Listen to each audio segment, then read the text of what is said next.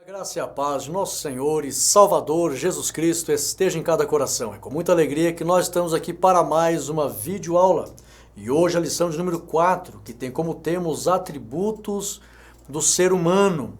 Já vai se inscrevendo no nosso canal para você baixar os slides lá, www.academiateologica.com.br. E também já deixa o teu ok nesse vídeo e compartilhe essa lição. A lição de hoje tem por objetivo geral mostrar a complexidade do ser humano, pois ele é um ser espiritual, ele é um ser racional, livre e é um ser criativo. Nós vamos aprender todos esses aspectos daquilo que compõe o ser humano. Nós precisamos nos conhecer, irmãos. Eu costumo dizer, a gente tem facilidade de definir uma pessoa, muitas das vezes querer definir alguém em 5 minutos, mas passamos a vida inteira não nos entendendo. Então nós precisamos estudar sobre o ser humano e hoje veremos sobre os atributos do ser humano. Esses slides ficaram maravilhosos. Baixe os slides e você terá grande edificação. O slide número 2 diz assim, a lição é longa, é extensa, nós fizemos aqui alguns resumos, principalmente no final, mas muito claro e muito edificante. Espiritualidade humana, primeira parte. Primeiro tópico, a origem divina de nosso espírito. Vamos entender esse tópico. Subsídio teológico. A Bíblia diz que Deus é espírito. Dessa forma, podemos dizer que Deus concedeu uma fagulha de seu espírito ao corpo de Adão e esse corpo tornou-se vivo. Deus é a fonte da vida. Importante a referência lá em Salmo 36:9. Depois você confere lá. Deus é a fonte da vida e uma pequena parte dessa vida foi colocada dentro do homem. Portanto, o espírito humano tem sua origem no próprio Deus, conforme Gênesis 2:7. Então a pergunta você pode fazer domingo.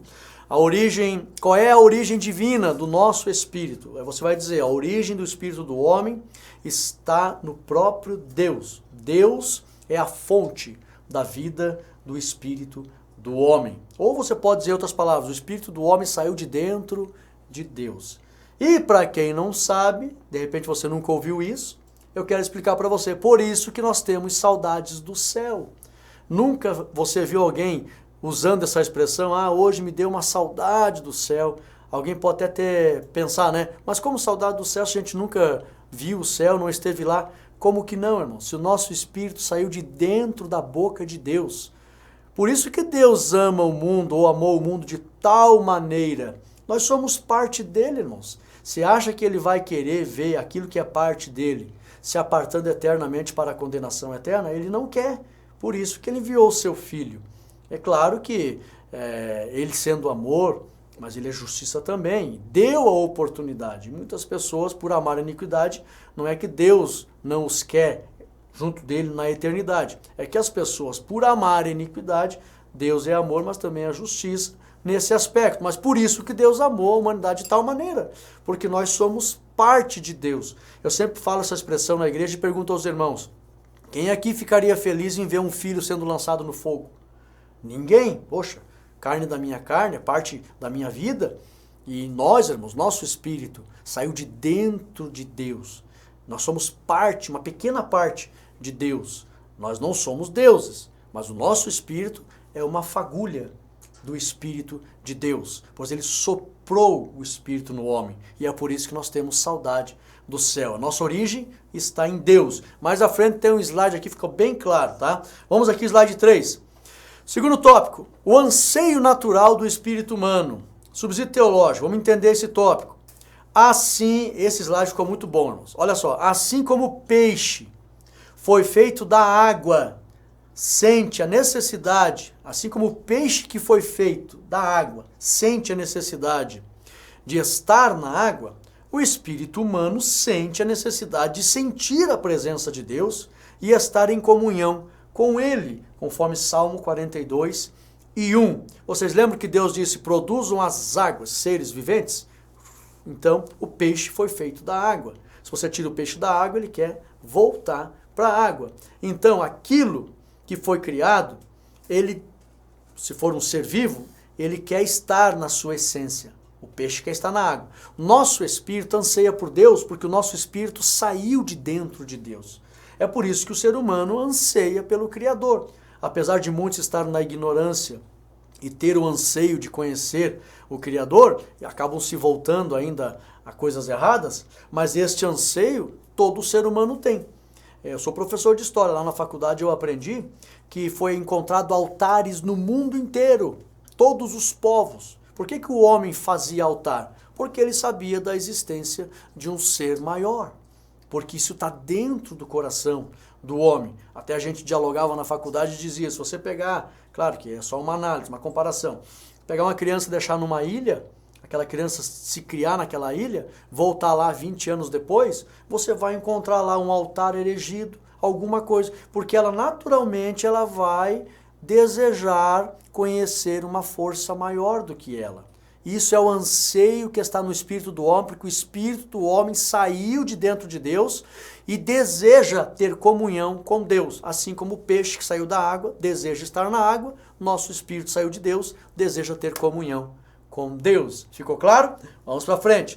Vamos entender o tópico 3. A revivificação do espírito humano, subsídio teológico. Por meio da obra redentora de Cristo, foi possível a vinda do Espírito Santo para habitar e recriar novamente o espírito humano. É isso que o Espírito Santo faz, ele recria o nosso espírito. Está lá em João 14, 16, 17. Jesus falou da vinda do Espírito Santo. A Bíblia diz que o espírito do homem, isso você não ouve com frequência, escute. A Bíblia diz que o espírito do homem é a lâmpada do Senhor. Está lá em Provérbios, capítulo 20, versículo 27. Também a Bíblia diz que as lâmpadas das loucas estavam apagando pela falta de azeite. Mateus 25, 8. Sabemos que o azeite é símbolo do Espírito Santo e a lâmpada é símbolo do espírito humano. O que significa isso? Portanto, todos os homens precisam ser revivificados pelo Espírito Santo de Deus. Então, a revivificação do espírito humano ela foi necessária. O espírito do homem, para que ele realmente seja eterno, ele precisa da vida que está no Espírito Santo. E o Espírito Santo, nós concordamos isso na teologia, a grande maioria dos teólogos, o primeiro a ter o Espírito Santo foi Adão. Adão era cheio do Espírito Santo. Com o pecado e a desobediência, o Espírito Santo se retirou de Adão. E só voltou a ter comunhão com o homem, voltou para permanecer e habitar permanentemente no homem, quando Jesus deu a prova universal de que o pecado original ele tinha sido tirado, quando Jesus justificou a carne. E aí o Espírito Santo, ele mesmo disse, Jesus falou, se eu não for, o Espírito não pode vir. Por quê? Porque a carne estava separada de Deus pelo pecado original. Como Jesus justificou a carne, morreu sem pecado, aí o Espírito pôde novamente vir morar com o homem. E aí ele recriou o nosso espírito. E lá, quando a Bíblia fala das lâmpadas, na linguagem espiritual se referindo à igreja, tá? Porque aquele texto de Mateus 25 tem pessoas que interpretam de forma literal e dizem que não tem nada a ver com a igreja, só os judeus. Porque não, se interpretar de forma literal era para os judeus mesmo. Mas na linguagem espiritual, a Bíblia tem 3 linguagens, Romanos 7,14, a Bíblia fala que a lei é espiritual, todo o Antigo Testamento é espiritual, nós sabemos que a palavra tem a linguagem espiritual. Se refere à igreja sim, porque a igreja é vista como uma noiva. E estavam lá as virgens, a noiva. E aí a lâmpada estava se apagando, faltava azeite. É Deus mostrando que o Espírito Santo tem que estar na lâmpada do homem, tem que estar no espírito do homem. E a Bíblia diz em Provérbios 20, 27 que o espírito do homem é a lâmpada do Senhor. Então é muito importante para que haja revivificação do espírito humano, que o Espírito Santo desça para recriar o nosso espírito. Ok? Vamos para frente, ficou claro, né? Segunda parte. A racionalidade humana. Esse slide ficou ótimo também, irmãos. Primeiro tópico. Deus é um ser racional. Vamos entender aqui. Subsídio teológico. A palavra racional vem do latim e está relacionada à capacidade de fazer cálculo com sabedoria e conhecimento. Por essa razão é que os animais são irracionais, pois não conseguem pensar com sabedoria e principalmente fazer cálculos.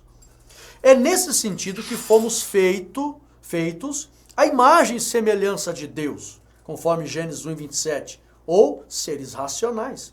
Portanto, precisamos usar esse raciocínio em favor de agradar a Deus. Agora, assim como Deus nos ama, porque Deus é racional, Ele nos ama e deseja o nosso bem, também devemos amá-lo e desejar estar próximo a Deus, conforme Mateus 22:37. Por que a lição vem trazendo aqui que Deus é um ser racional? Deus é um ser racional que pensa, que é inteligente, que tem raciocínio, tem pensamentos, uma sabedoria, criatividade, faz cálculo, ele conta as coisas. Então ele é um ser racional. E ele nos ama. Então, se nós fomos feitos à imagem e semelhança de Deus, assim como ele é racional, nós também somos. E assim como ele nos ama, ele espera que nós também venhamos a amá-lo. Então, Deus é racional e nós também fomos feitos à sua imagem e semelhança, o que nos diferencia dos animais. São irracionais. Você pede para um macaco lá, quanto é que é 2 vezes 2? Ele não vai saber. Tem algumas exceções no mundo aí que eu já vi algumas pessoas fazendo, mas você fica adestrando o animal ali a vida toda, só sabe fazer aquilo, não sabe fazer repetições diversas. Tá? Você pode achar uma exceção aí, um animalzinho lá querendo calcular, separar alguma coisa, mas só faz aquilo. Tá? Então ele é irracional, não pode calcular. Procura lá o significado da palavra irracional, racional, que você vai ver que está relacionado à capacidade de pensar, conhecer e fazer cálculo. Tá? E nós somos a imagem e semelhança de Deus. Mas o principal aspecto de Deus ser racional é que Ele nos ama. Ele quer o bem dos seus filhos. E como nós somos feitos a imagem e semelhança de Deus, devemos amá-lo também. Ok? Vamos para frente. Slide 6, segundo tópico. A harmonia entre a racionalidade e a espiritualidade. Esse slide ficou ótimo, irmãos. Baixa esse slide. Temos 3 verdades sobre esse assunto. Primeiro, racionalidade fala da interação e o conhecimento que nossa alma tem com esse mundo. Exatamente isso. Isso diz respeito à razão em relação às coisas terrenas. Então aprenda, racionalidade fala da interação e o conhecimento que nossa alma tem com esse mundo. Isso diz respeito à razão em relação às coisas terrenas. Segunda, quando o homem nasce, ele traz em seu espírito a consciência de que deve viver para Deus e fazer o bem, conforme Romanos 2:15. O que significa tudo isso? Terceira verdade. O espírito humano tem plena condição para ter harmonia com o raciocínio da alma, ou as intenções que estão no espírito do homem, tem plenas condições de ter harmonia com o raciocínio da alma, que é a racionalidade do homem. Portanto, é nesse sentido que existe harmonia entre a racionalidade e a espiritualidade. Ou seja, a minha razão ou a minha alma pode perfeitamente desejar e pender para as intenções do meu espírito e do reino espiritual de Deus. Isso quer dizer que a fé pode perfeitamente ser compreendida por nossa razão. Aleluia! Por isso, a harmonia entre racionalidade e espiritualidade. Racionalidade está ligada à nossa alma, aquilo que eu conheço do mundo terreno. E espiritualidade, as intenções do meu espírito. Tudo que eu sei acerca de Deus está relacionado ao meu espírito. É perfeitamente normal, possível, haver harmonia entre a minha espiritualidade e a minha racionalidade, entre o meu espírito e a minha alma, entre o conhecimento que eu tenho das coisas de Deus e o conhecimento que eu tenho das coisas da terra. A minha alma, eu costumo dizer, irmãos, nós somos tricotômicos, aprendemos lição passada, eu dei aula aqui na igreja, aqui, na aula tem mais tempo, e eu expliquei na aula, como nós somos tricotômicos, há uma diferença aqui, nosso espírito deve ser o patrão, nossa alma deve ser o mordomo, e o nosso corpo deve ser o escravo. Então a alma, ela tanto pode servir o espírito, como pode servir a carne. Tem gente por aí que a alma só serve a carne e não serve o espírito. Para quem conhece a verdade, o espírito deve ser o patrão. A alma, como mordomo, deve pender para as coisas do espírito. É perfeitamente possível haver harmonia entre a racionalidade, que fala da alma, e a espiritualidade, que fala das intenções do espírito. Ok? Ficou claro? Vamos para frente. Slide 7. Terceiro tópico. O culto racional agrada a Deus. O que significa culto racional? Muito importante esse slide aqui. Subsídio teológico. Visto que nossa alma pode compreender as intenções de nosso espírito para com Deus, nosso culto deve ser voluntário e com desejo alegre em se aproximar de Deus. Isto significa culto racional, conforme Romanos 12, 1 e 2. Quando se fala de culto racional, a palavra racional está intimamente ligada à alma, se refere à alma. Irmãos, a grande maioria da nossa interação, praticamente toda a nossa interação que nós temos com as coisas dessa vida, nós interagimos com a nossa alma.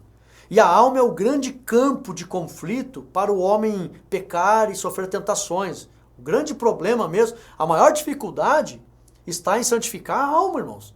Ela deve ser renovada pela palavra de Deus. O Espírito Santo recria o nosso espírito e a palavra de Deus renova a nossa alma. Por isso que Paulo está querendo dizer, aquilo que eu quero fazer, não faço. O que significa isso? Em outras palavras, o que meu espírito quer fazer, minha alma não faz. Porque o espírito pende para as coisas de Deus e a alma para as coisas terrenas.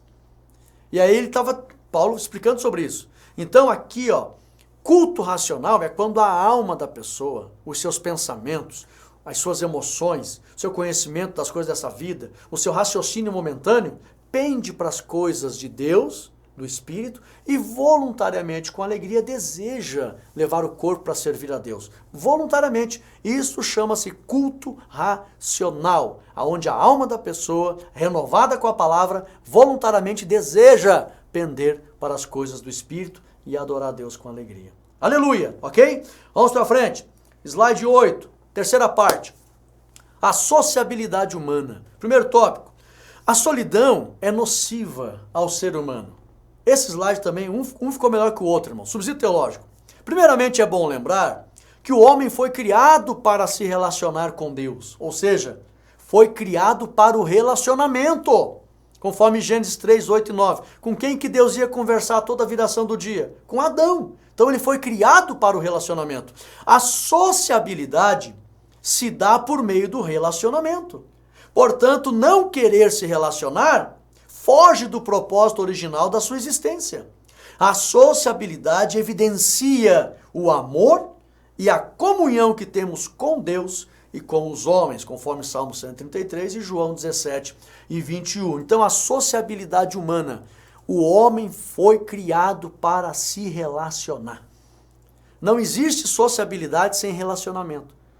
Então, o homem não pode ser um eremita, querer viver sozinho. É pecado querer viver sozinho. E está crescendo o número de pessoas por aí dizendo, não, eu posso servir a Deus em casa, não quero saber de igreja, eu fico lá, eu e Deus, eu e Deus. Isso nunca foi o propósito de Deus. O homem foi criado para se relacionar, ele tem que se sociabilizar, ok? Então a sociabilidade humana, o próprio Deus disse, não é bom que o homem esteja só. Deus conversava com o homem, mas precisava mais alguém, porque Deus vinha lá na viração do dia. E Deus, não, ele precisa estar diariamente, momentaneamente, o dia todo, se relacionando. Então Deus criou a mulher. Slide 9. Segundo tópico, a família é a origem da sociedade humana. Olha que verdade sobre a família aqui, irmão. Subsídio teológico. A primeira experiência que uma criança tem com o amor, com a amizade, o respeito e os demais valores da vida, acontece entre a família. Todos os bons valores que existem entre a sociedade têm sua origem no convívio familiar. Daí a importância da família para o equilíbrio da sociedade, conforme Salmo 128. Então, irmãos, todos os valores que uma criança recebe, de amor, de respeito, de verdade, de repartir, de compartilhar, sociabilizar, ser amigo, tudo nasce no seio da família. Daí a importância da família para a sociedade. É por isso que diz, que a família é a carta magna da sociedade. O que é uma carta magna? Carta magna são as leis de um país. A constituição que organiza uma nação para que não seja uma anarquia. Então a família, ela traz a saúde para uma organização social de bem e de paz. Então, a família é muito importante e a lição de hoje vem falando aqui, conhecendo os atributos do ser humano, os principais valores surgem dentro do convívio da família. Slide 10, aborde a importância da família, irmãos. Terceiro tópico, a Igreja de Cristo, a sociedade perfeita. Olha só que lindo, sociedade perfeita é aquela onde existe relacionamento amoroso de uns para com os outros e de todos para com Deus. A igreja é vista como sociedade perfeita, pois é o corpo de Cristo e deve expressar o amor de Deus e as boas obras entre todos, conforme Mateus 5:16. Sociedade perfeita, irmãos, é aquelas onde tem amor de uns para com os outros e de todos para com Deus.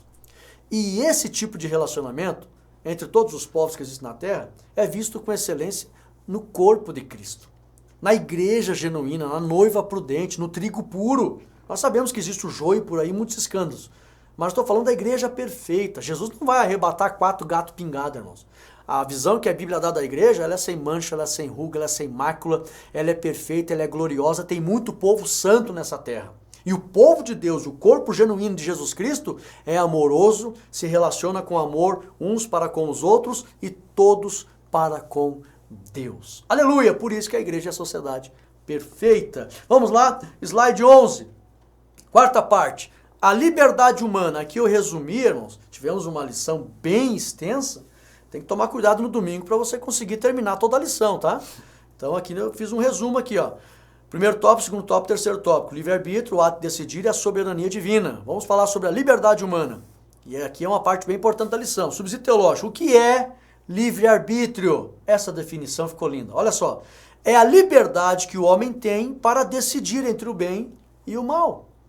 Em sua soberania, Deus concedeu ao homem a liberdade de escolha. Também é nesse aspecto que o homem possui a imagem de Deus. Então, o que é livre-arbítrio? Também o que é ato de decidir e a soberania humana? Deus, com o seu poder, deu ao homem essa condição de se assemelhar a Deus. Por isso que nós somos a semelhança de Deus. Deus, ele tem capacidade de decisão, ele pode escolher o que quer.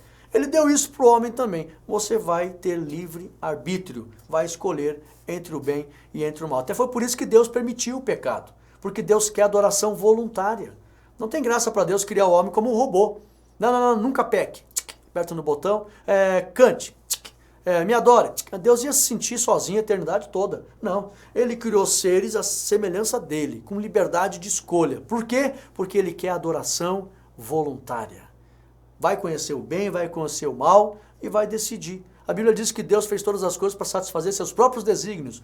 Até permitiu o ímpio para o dia do mal. Deus criou um dia, vai julgar todas as coisas, vai condenar e assim por diante. Aliás, vai dar a decisão daquilo que os homens escolheram. Não é Deus que é ruim, que é mal, vai condenar. Não. Os homens escolheram esse caminho. Então, Deus deu o livre-arbítrio, o ato de decidir, porque ele é soberano. E por quê? Porque ele quer adoração voluntária. Ele quer um culto racional. Que a alma esteja querendo isso. As intenções do Espírito e o homem se aproxime de Deus voluntariamente com prazer. Aleluia! Vamos para frente? Slide 12. Diz assim, quinta parte. A criatividade humana e o trabalho humano. Aqui eu acho lindo, irmãos. Aqui eu acho lindo mesmo. Porque olha só, temos aqui a dignidade do trabalho e a criatividade humana. Subsídio teológico. O trabalho e a criatividade revelam grandes coisas, tais como, letra A e letra B. Primeiro, letra A. O trabalho revela a capacidade de criar, coisa que os animais, minerais e vegetais não têm. Olha só, assim como Deus pode criar, conforme Gênesis 1:1, ele concedeu aos homens essa capacidade, conforme Gênesis 1:26. A única diferença entre o criar de Deus e o criar dos homens é que Deus não precisa de matéria-prima, e o homem sim. Letra B. A criatividade, olha que lindo, revela o poder amplo das ideias e dos pensamentos, conforme Daniel 12:4, né? A ciência se multiplicará. Deus presenteou os homens com a capacidade de reter e processar milhares de informações e, com isso, revelar ao universo o poder da criatividade. Aleluia! Tudo isso revela que existe um Deus soberano que está por trás de tudo isso e fez o homem à imagem e semelhança de Deus. Então o trabalho nos assemelha a Deus. Temos a capacidade de criar. Por exemplo, alguém criou essa lição, ela não existia. Isso é a capacidade de criar. Isso nos assemelha a Deus, não para se achar que somos deuses, não é isso, mas para termos a dignidade de dizer, somos filhos de Deus. Aleluia, nosso Pai soberano Criador bendito, nos deu essa capacidade também de reter informação, usar a criatividade e criar coisas. A única diferença é que nós precisamos de matéria-prima, mas não tem problema. Eu não quero... O povo de Deus não tem essa pretensão de ser o todo-poderoso e criar as coisas do nada. Não, isso não está, essa pretensão maligna não está no coração do povo de Deus. Nós somos humildes e aceitamos a nossa condição de servo. Mas Deus nos deu a graça de pegar a matéria-prima e desenvolver, criar e chegar para o nosso papai, como um filho chega para o pai e diz, papai, olha o que eu fiz, eu acho bonito meu filho, né, quando chegar da escola, pai, olha o desenho lindo que eu fiz, pai, eu fico feliz. E aí quando a gente cria algo por meio do nosso trabalho, Deus ele se alegra, ali meu filho, Deus pensa, meu filho está desenvolvendo algo com a capacidade que eu lhe dei. Aleluia! Então o trabalho e a criatividade glorificam a Deus e mostram que nós somos filhos de Deus. Aleluia! E a nossa conclusão, fiz um slide lindo aqui que diz assim, o ser humano revela o grande amor criativo de Deus. Deus, quando criou o homem, ele fez a sua imagem, sua semelhança. Com muito amor, com a sua criatividade, ele colocou muita capacidade no homem, e o homem hoje ele decide, ele escolhe, ele trabalha, ele desenvolve, ele cria, ele tem intenções para com Deus no seu espírito, ele anela por Deus porque o espírito do homem saiu de dentro de Deus, a sua alma, a sua razão, o seu raciocínio, ele é um ser racional, ele pode pender e desejar as coisas de Deus, o Espírito Santo vem e recria o nosso espírito, nós temos intimidade e comunhão com Deus, e o povo de Deus, que é a sociedade perfeita, ama uns e os outros e todos amam a Deus. Isso é o ser humano que nos difere dos astros, dos minerais, dos vegetais e dos animais. E ainda Deus concedeu para nós, irmãos, uma bênção extraordinária, que é um dom maravilhoso, que é o poder de falar. O que os animais não têm, malemar o papagaio, né? Mas ele só repete. Ele não tem a capacidade de dialogar e conversar e aconselhar ninguém. Mas o homem conversa, irmão. Isso aqui é uma dádiva tremenda. Os minerais, os vegetais, os animais não têm isso. Isso é a prova de que existe um Deus maravilhoso que verdadeiramente nos criou a sua imagem e a sua semelhança. Eu glorifico a Deus quando eu vejo o homem, a sua capacidade de criar, de fazer, de pensar, de falar. Tudo aquilo que o homem faz e fala e cria, eu vejo que ele revela a existência de um Criador maravilhoso. E nós somos fruto desse Criador bendito. Que Deus abençoe os irmãos. Chegamos ao final de mais uma lição, os atributos do ser humano. E eu convido você para estar na igreja para aprender a lição número 4. Deixa o teu ok, compartilhe esse vídeo e fiquem todos na paz de Cristo Jesus. Amém.